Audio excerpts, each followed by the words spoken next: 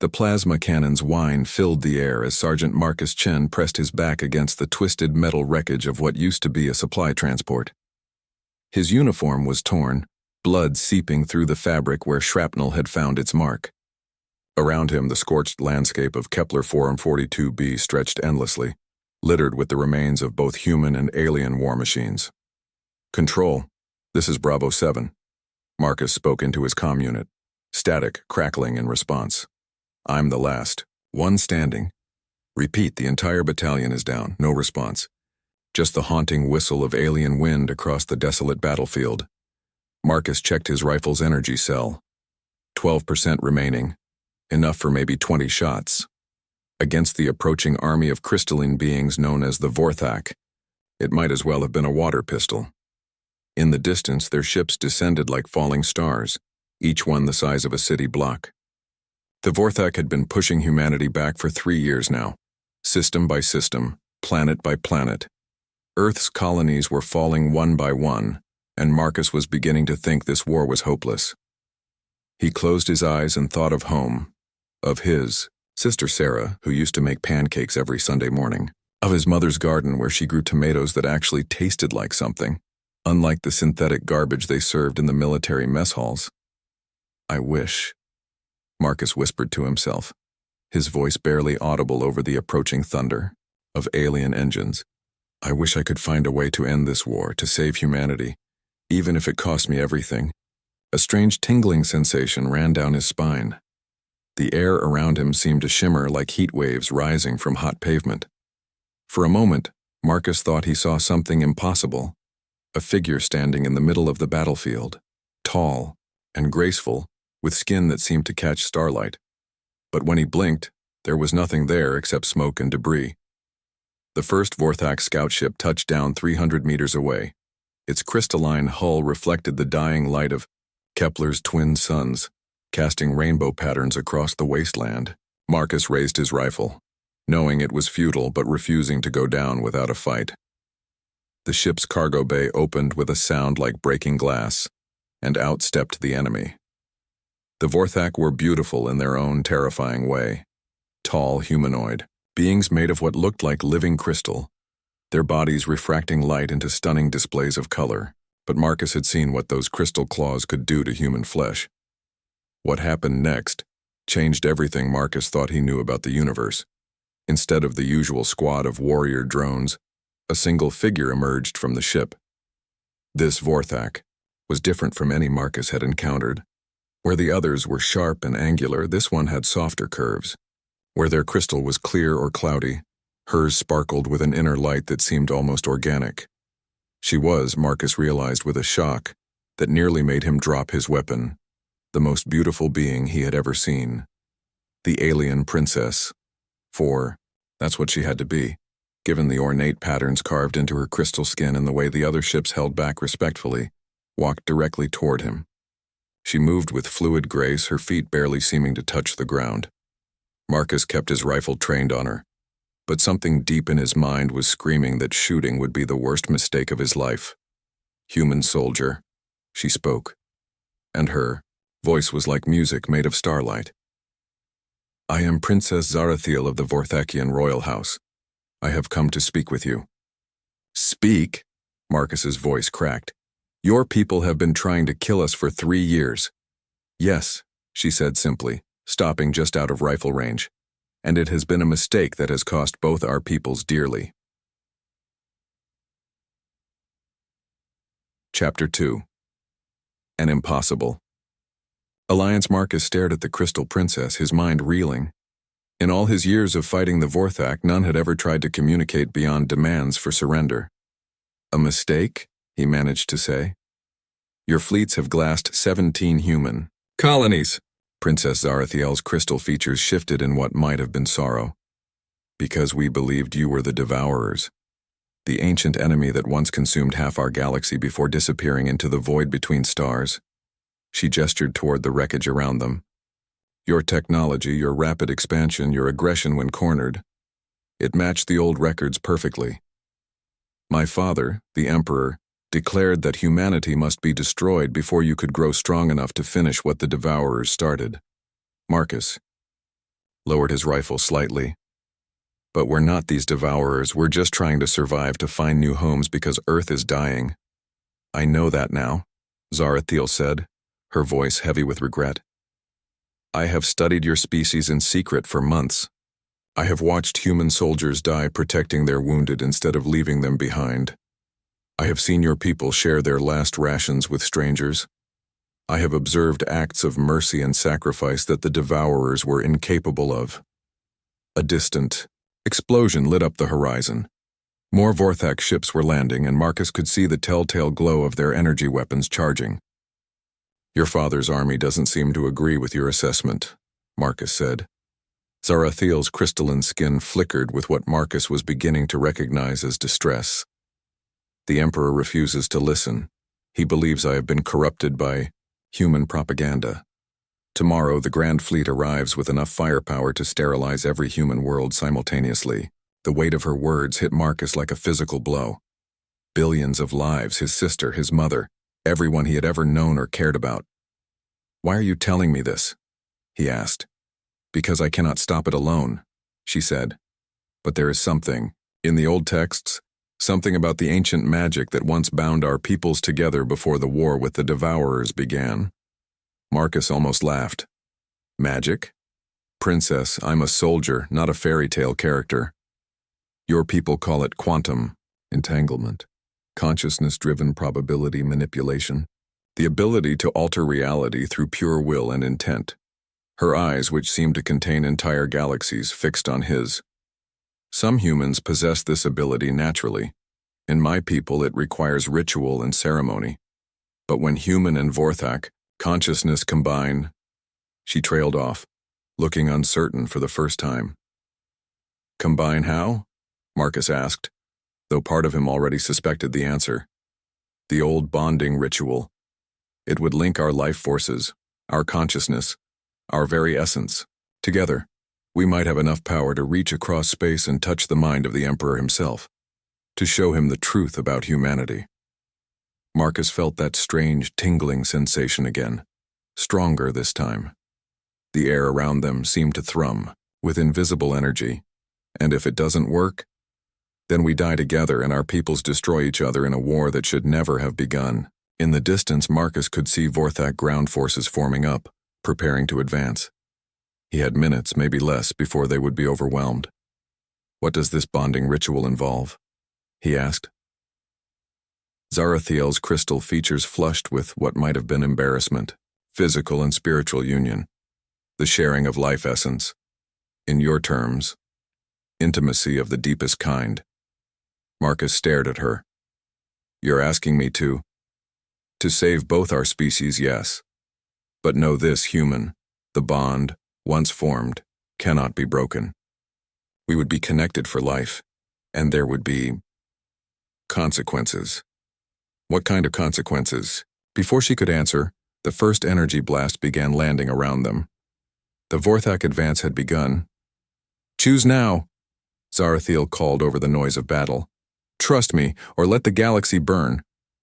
Marcus looked at the approaching army, then at the alien princess whose crystal skin was now glowing with inner fire.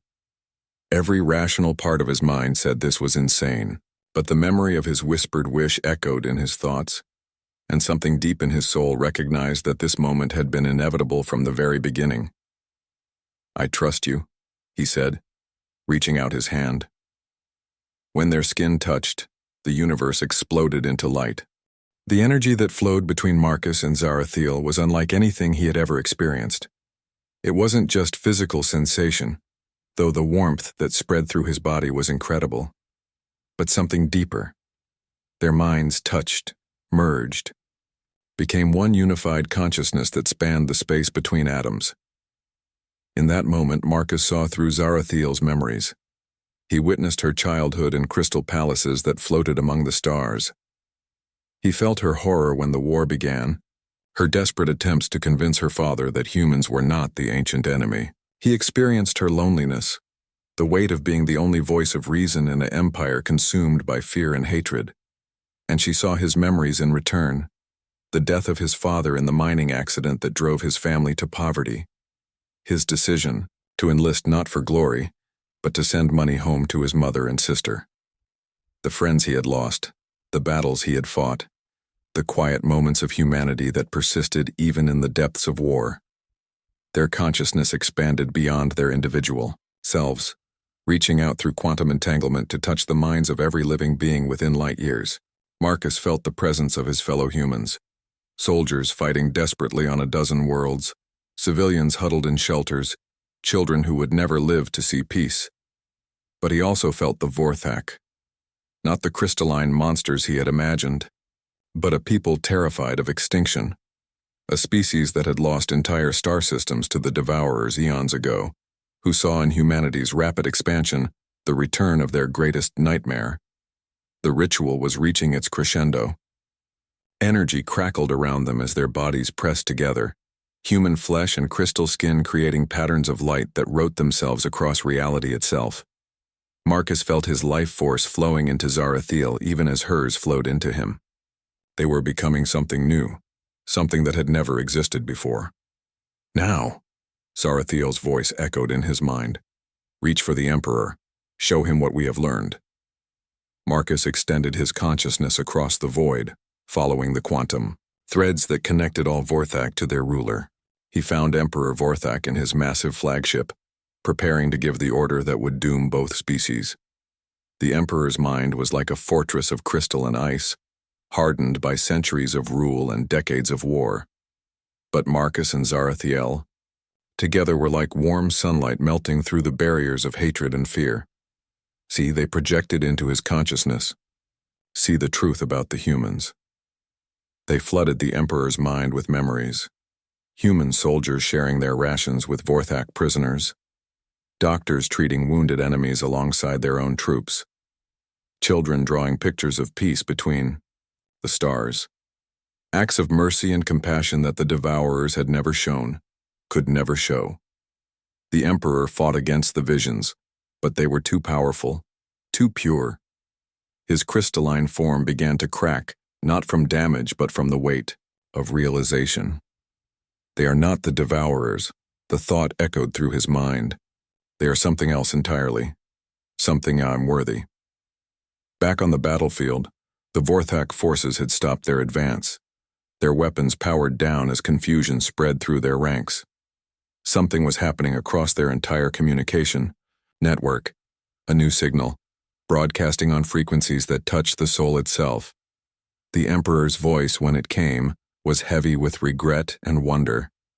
All forces, stand down. Repeat, all forces stand down. The war is over. Marcus and Zarathiel collapsed together, their bond complete but their bodies drained by the incredible effort. As consciousness slowly returned, Marcus became aware of several things simultaneously.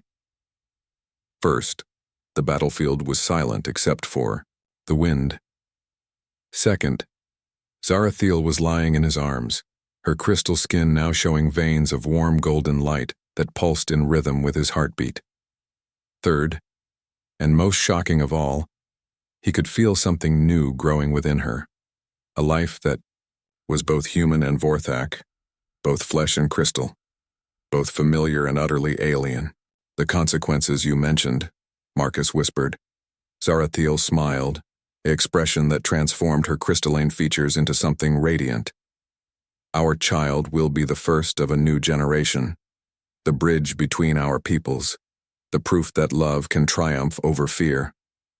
As if summoned by her words, ships began descending from orbit, not to attack but to retrieve their princess and the human who had helped save two civilizations. But Marcus barely noticed. He was staring at Zarathiel, at the golden light flowing beneath her translucent skin, at the tiny spark of new life they had created together. A being that would carry the best of both species, a living symbol of what was possible when enemies chose to become allies.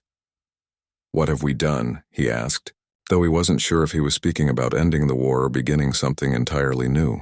"We made a wish come true," Zarathiel replied, placing his hand over her heart where their child was already beginning to grow, "and changed the galaxy forever." Chapter 4. The New Dawn. 3 months later, Marcus stood on the observation, deck of the Vorthakian royal flagship, watching as Earth's sun grew larger in the viewscreen. He still couldn't quite believe that he was returning home not as a defeated soldier, but as an ambassador and an expectant father. The changes in Zarathiel were remarkable. Her crystal skin had developed intricate golden patterns that seemed to shift and flow like living art. The pregnancy was progressing faster than either human or Vorthak normal. Their child existed outside the usual rules of biology. A miracle, born from the quantum bond they shared. The delegation from Earth's government will meet us at Luna Station, Zarathiel said, moving to stand beside him. Even after months together, Marcus still felt his breath catch when he looked at her. She was impossibly beautiful, but more than that, she was his partner in every sense of the word. Their bond meant they could feel each other's emotions, share thoughts and memories as easily as breathing. "Are you nervous?" he asked. Terrified, she admitted with a laugh that sounded like wind chimes. "I've studied human culture extensively, but experiencing it firsthand will be different, and announcing our pregnancy to both species simultaneously." Marcus took her hand, marveling at how the crystal felt warm and alive beneath his fingers. "They'll understand. The Emperor's broadcast reached every human world. People know that our bond saved both civilizations. The Emperor had indeed kept his word. The moment their ritual had shown him the truth about humanity, he had ordered a complete ceasefire. The process of peace had been complicated. There were hardliners on both sides who wanted to continue fighting. But the evidence of Marcus and Zarathiel's bond had been undeniable.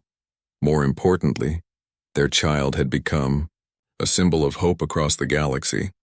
Medical scans showed that the baby was developing characteristics of both species, human creativity and adaptability, combined with Vorthak longevity and their natural connection to quantum forces. Preliminary tests suggested the child might be able to communicate across vast distances without technology, potentially serving as a permanent bridge between the two peoples. "Contact from Luna Station, Your Highness," came a voice from the ship's communication system. "President Chen is ready to address the combined fleet." Marcus blinked in surprise. "Chen?" Zarathiel squeezed his hand. "Did I forget to mention? Your sister Sarah is now president of the Earth Defense Council. She was elected unanimously after she gave a speech about her brother who chose love over war." The view screen shifted to show Sarah's familiar face. Older now and bearing the weight of leadership, but still the same person who used to make pancakes on Sunday mornings. When she saw Marcus, her professional composure cracked for just a moment.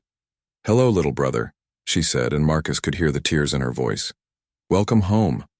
The joint peace treaty has been ratified by both the Earth Council and the Vorthakian Parliament," Sarah continued, addressing the combined human and alien fleet. "Today marks not just the end of a war, but the beginning of a new age of cooperation between our species." She looked directly at Marcus and Zarathiel. "And we have you two to thank for showing us that our differences make us stronger, not weaker." Over the following weeks, as Marcus and Zarathiel traveled between Earth and the Vorthak homeworlds, they witnessed the beginning of what historians would later call the Great Cooperation. Human scientists worked alongside Vorthak crystallographers to develop new technologies. Vorthak artists collaborated with human musicians to create entirely new forms of expression. Trade routes opened between species, carrying not just goods but ideas, culture, and hope. The pregnancy progressed smoothly, though doctors from both species admitted they were essentially improvising as they went. The child was developing in ways no textbook had ever described, showing signs of abilities that neither parent possessed individually. "She's going to be special," Dr. Martinez, the human physician overseeing the pregnancy, told them during one of their regular checkups. "The quantum resonance patterns suggest female," explained Dr. Krithal, the Vorthak medical specialist, "though she will likely be able to shift certain characteristics at will. The fusion of your genetic templates has created something entirely new." Zarathiel placed a hand on her swelling belly, where golden light pulsed gently beneath her crystal skin. "Have you chosen a name?" Dr. Martinez asked. Marcus and Zarathiel exchanged a look. They had been discussing this for weeks, searching, for something that honored both cultures while representing the new future their daughter would help create. Stella Thiel, Zarathiel said. Stella for the human concept of stars as guides and hopes. Thiel for the Vortak word meaning bridge between worlds. Perfect, Marcus said, feeling their daughter respond to the sound of her name with a gentle movement that sent ripples of golden light across Zarathiel's skin. As the months passed, more couples began to follow their example. Not all human Vorthak relationships resulted in children. The quantum bonding required for reproduction was rare and intense, but enough did that geneticists began speaking of a new subspecies emerging. The children born from these unions were remarkable. They matured quickly, developing abilities that seemed like magic to previous generations. They could communicate telepathically across star systems, manipulate quantum fields with their thoughts, and most importantly, they served as natural diplomats between the species. They're what we might have become, Zarathiel observed one day as they watched a group of hybrid children playing in the palace gardens.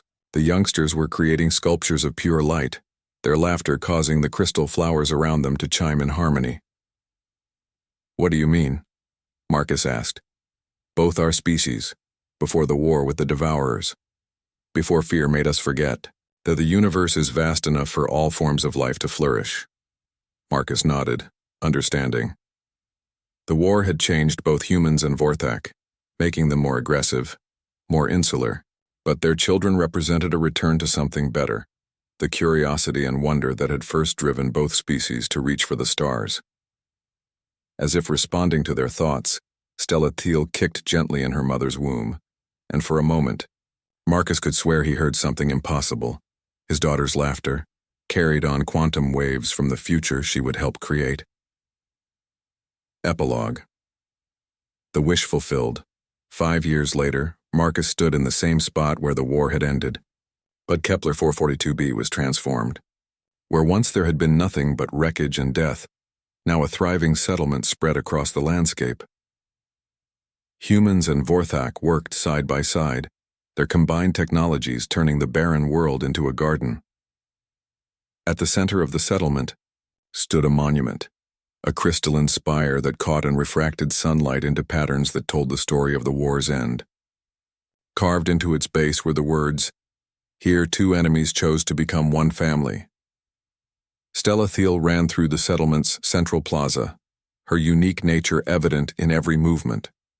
She appeared mostly human, but her skin had a subtle, translucent quality that revealed veins of golden light beneath. Her eyes held depths that seemed to contain starlight, and when she laughed, nearby crystals would resonate in harmony.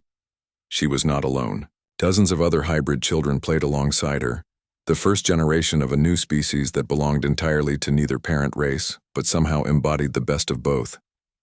"Papa," Stella Thiel called, running toward Marcus with her arms outstretched.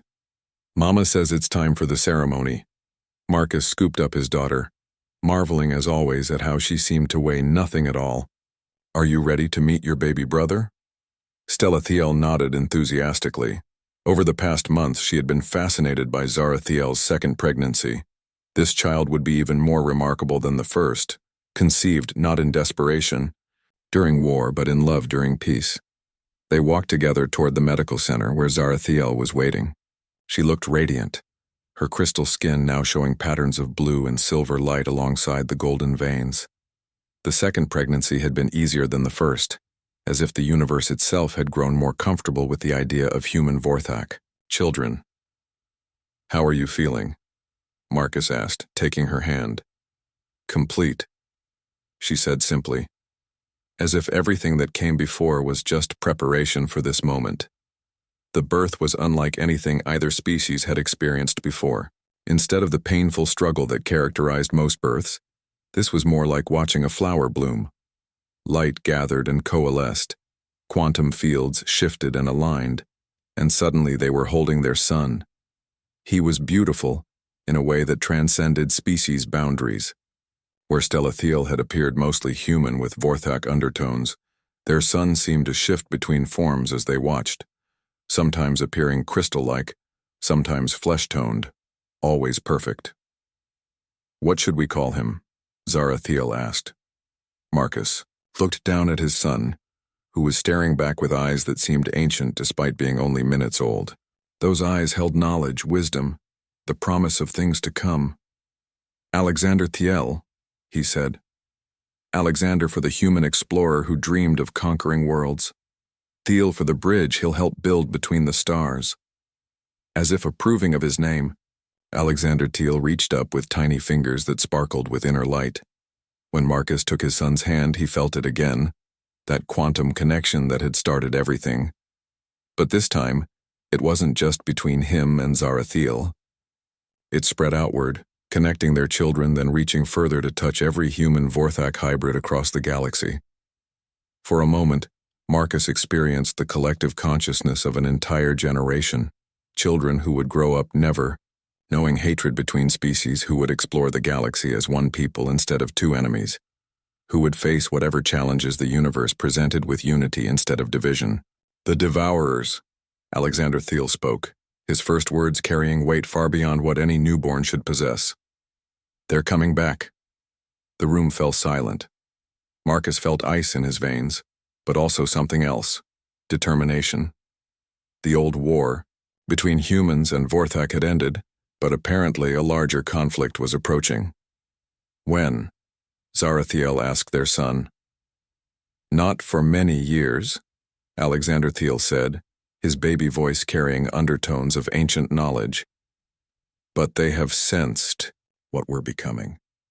They fear us because we represent something they cannot understand. Unity born from diversity, strength drawn from cooperation instead of conquest. Stella Thiel moved closer to her baby brother, her own abilities already reaching out to supplement his. We'll be ready, she said with the confidence only a child could possess. All of us together.